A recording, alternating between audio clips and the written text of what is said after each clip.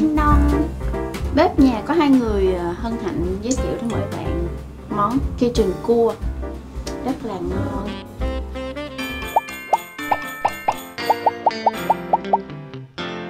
Merry Christmas!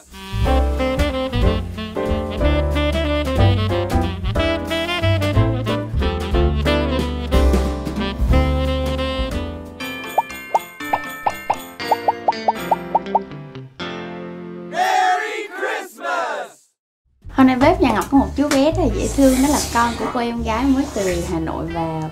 Đó là Ngọc rủ bé Thiên đi ra đây để nấu ăn cùng với bác Ngọc luôn.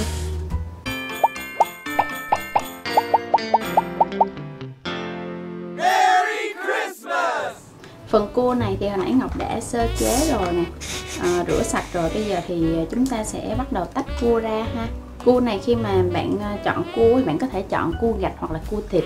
Bình thường thì Ngọc vẫn hay thích ăn cua thịt hơn, bởi vì cua gạch, cái phần gạch nếu mà chúng ta ăn nhiều quá thì rất là dễ bị ngán. Khi mà chọn cua thì bạn có thể phân biệt cua đực hay cua cái ở cái phần yếm này. Nếu mà cái phần yếm này là hình tam giác thì đó là cua đực, còn nếu mà hình vuông đó là cua cái. Thì thường là cua cái mới có gạch, tức là mọi con cua gạch thì đều là cua cái, nhưng mà không phải là con cua cái nào cũng có gạch.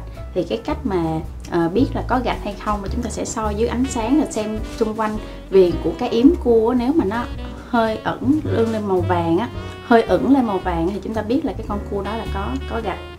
Và cái cách chọn cua, nếu như mà bạn cầm nhấc một con cua còn sống lên mà nó quẩy rất là sung sức, và cái phần yếm này khi mà chúng ta ấn tay vào nó chắc, thì tức là cái thịt cua nó chắc, ngọt và ngon.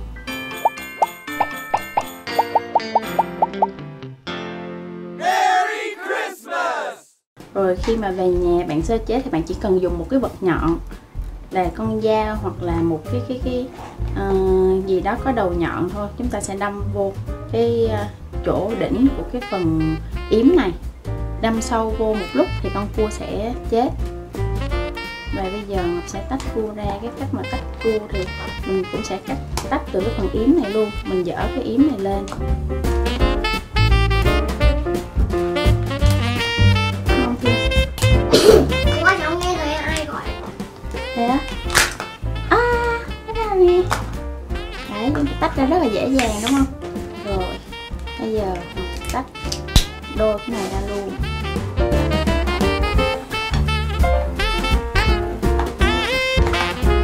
Phần cua này là đã xong rồi. Bây giờ mình sẽ để qua một bên đây và Ngọc bắt đầu chuẩn bị những cái nguyên liệu khác.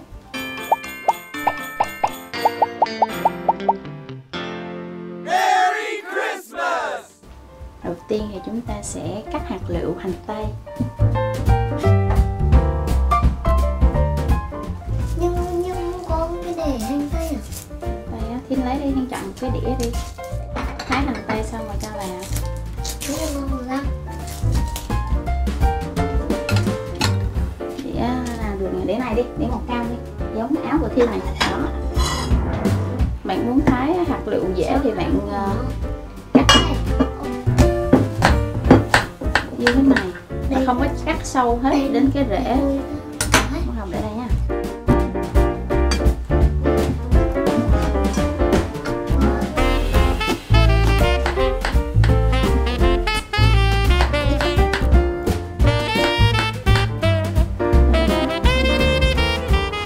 Củ hành tây là hơi to nên là khi mà cắt ngang thì Ngọc sẽ cắt 2 lần. Nếu mà bạn sợ cây mắt thì bạn có thể vẩy một chút xíu nước bên trên này, hoặc là cắt hành tây thẳng vào trong một cái bát nước luôn. Khi mà nấu ăn á, Ngọc rất là hạn chế sử dụng đường, bột nêm hay là bột ngọt, mà Ngọc thường tận dụng vị ngọt của các loại nguyên liệu. Và hành tây này là một trong những nguyên liệu mà khi để sống thì có vị rất là hăng, có mùi rất là hăng, nhưng mà khi nấu chín lên thì lại rất là ngọt, cực kỳ ngọt luôn.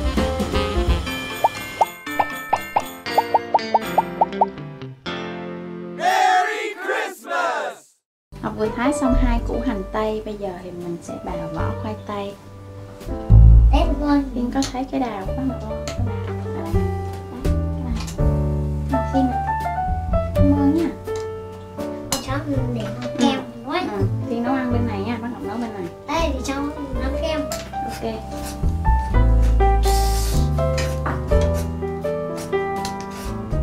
Hôm nay Ngọc chọn nấu món này bởi vì khoảng thời gian gần đây thì Ngọc thấy món Cajun cua rất là phổ biến ở Việt Nam. Hôm trước Ngọc mới vừa đi Phú Quốc chơi thì Ngọc có ghé một quán ăn tên là Crab House. Có món này khá là ngon và anh chủ là người Việt kiều Mỹ.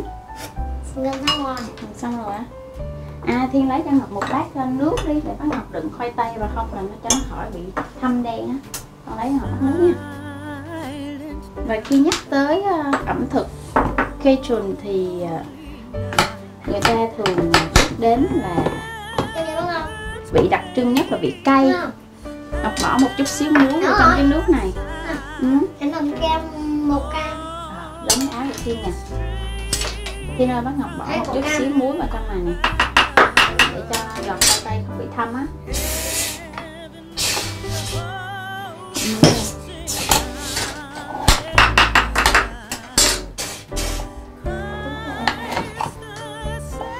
Ẩm thực Cajun thì món ăn đặc trưng nhất, cái vị đặc trưng nhất là vị cay, bởi vì trong cái bột mà người ta hay dùng để nấu món ăn á là có mix rất là nhiều loại ớt khác nhau, các loại ớt khô khác nhau.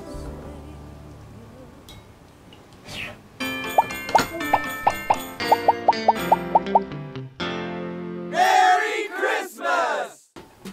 Với món ăn này thì thường chúng ta sẽ có 3 phần chính. Thứ nhất là tinh bột, thì chúng ta có thể dùng khoai nè, bắp, hoặc là ăn kèm với cơm, và các loại seafood, các loại hải sản. Rồi thứ ba là rau củ, nếu như bạn thích đậu que nè, rau muống nè, dưa leo, nói chung là cái gì nấu được chúng ta cứ cho vào để nấu cùng. Bây giờ mình sẽ Thiên lột bắp cho bác đi. Lột bắp xong cho vào đây nha.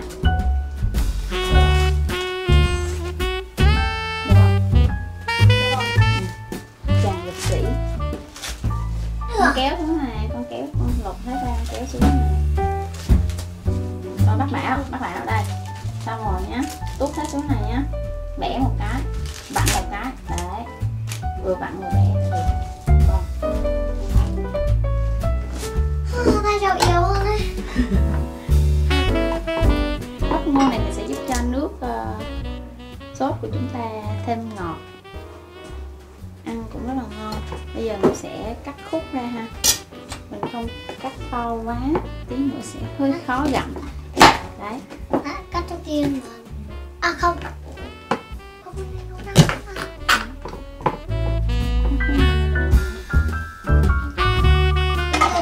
bắp cứng quá thì nè. Đâu? Cứng quá, dùng sức mạnh. Rồi xong. Tốc độ lửa kinh quá. sao? Nhịp hộ bác đi. Ôi giời. Xúc xích nào. Đúng rồi, món này mình có thể thêm xúc xích vào nữa, nhưng mà chút xíu nữa lúc nấu mới cho vào con ơi.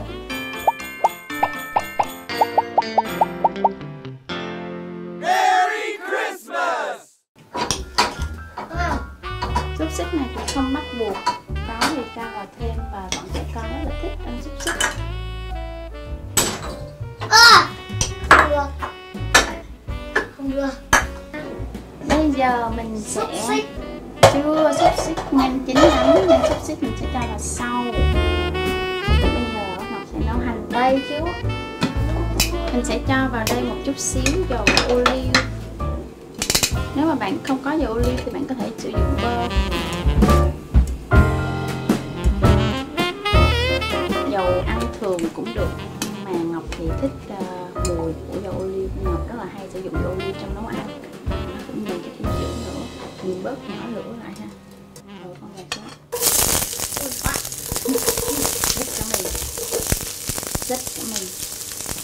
Giật mình thôi, không lấy được đâu, cái nồi này sâu lắm.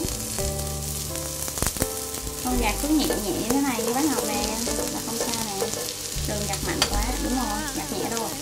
Gạt nhẹ vừa rồi, đấy, đúng không? Để cái này là sau khi mà hành tây hơi hơi chín mềm một chút thì mình sẽ cho khoai tây vào.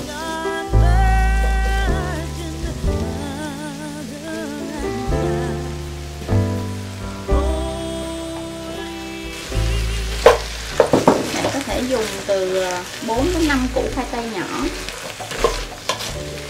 Đây là bột Cajun, rắc đều lên.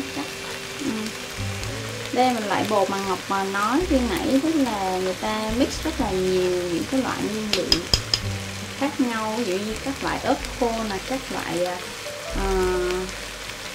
lá thơm, rồi tiêu, 3 muỗng là được.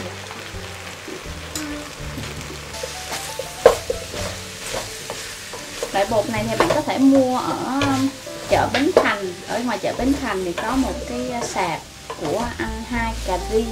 Ở đó thì bạn có thể tìm mua được tất cả các loại bột khác nhau, như là bột gừng, bột tỏi, bột quế, bột ớt, bột Cajun, hoặc là các loại nguyên liệu mà để nấu phở. Bột canh thì không có. Bột canh thì mình ra siêu thị. Có bột canh mà. Đúng rồi, có bột canh, nhưng mà ý bác Ngọc nói là ở chỗ đấy không có bán bột canh. Ở cái chỗ bác Ngọc đang giới thiệu ấy, bột canh thì mình ra siêu thị. Đúng rồi, nhưng mà đâu rồi. Ở nhà bà hay nấu với bột canh đúng không? Đúng. Đúng không? Mẹ không nấu bột canh. Bác Ngọc cũng không nấu với bột canh. Bình thường thì các gia đình ở miền Bắc thì hay nấu bột canh hay cho muối. Ngọc thì vẫn hay thường nấu với muối thôi. Phần khoai tây đã lên màu rất là đẹp rồi.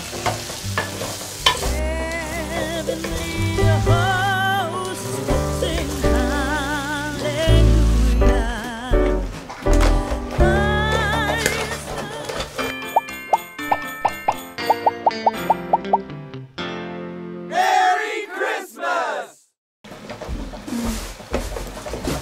Khi cua đã bắt đầu hơi chuyển màu thì mình sẽ cho nước vào đây để nấu nha. Không đổ vào. Hết rồi.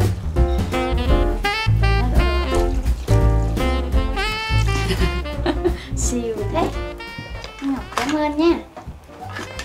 Bây giờ mình sẽ đậy nắp lại, chờ cho cua chín.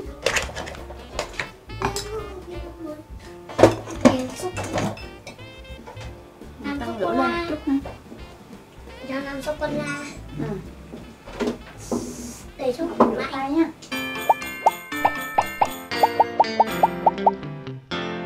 Merry Christmas!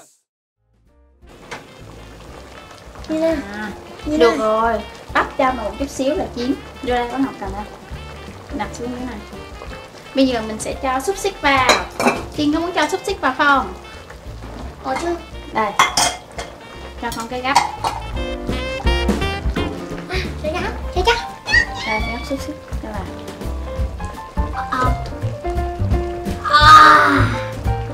Oh, so cool. Yes. Ouch. Ow. Được rồi.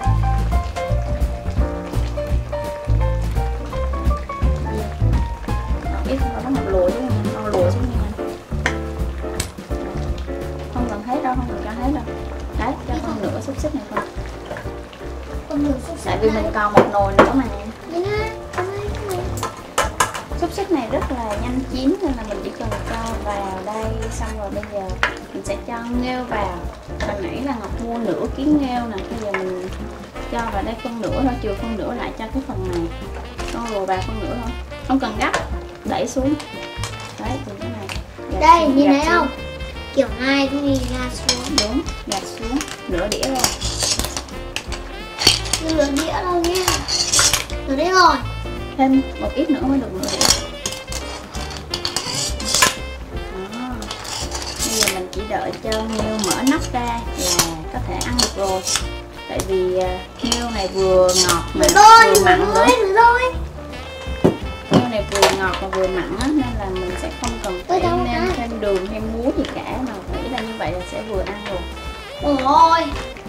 Ở chín mình tháo thịt chín trước nha. Gần chín rồi, sữa. Hiền có định lập một cái show là vào bếp cùng bác Ngọc xinh đẹp không? À đúng rồi, phải có vào bếp cùng. xinh đẹp. Thiên. Thiên phải nắm tay này nè. Sinh nhật là cái nào? Có mấy bạn cho bạn. Sắp được rồi đấy.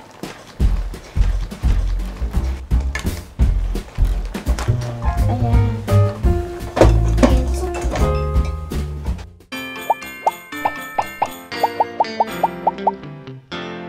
Merry Christmas!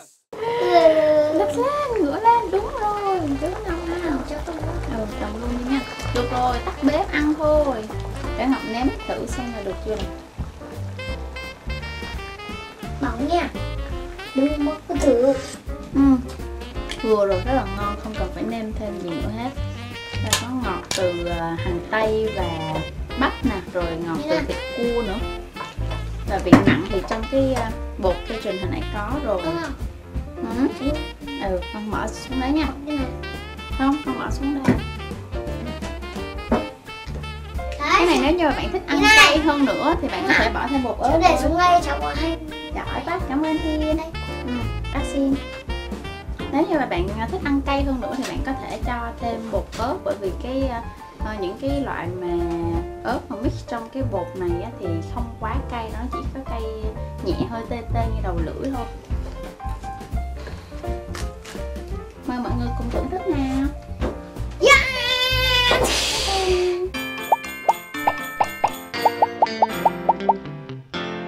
Merry Christmas! Vậy là món ăn đã xong rồi đó. Các cô gái xinh đẹp ơi, hãy làm chủ căn bếp, làm chủ cuộc sống của mình. Và đừng quên vào bếp là phải đẹp nhé. Xin làm trò gì đấy. Mọi người.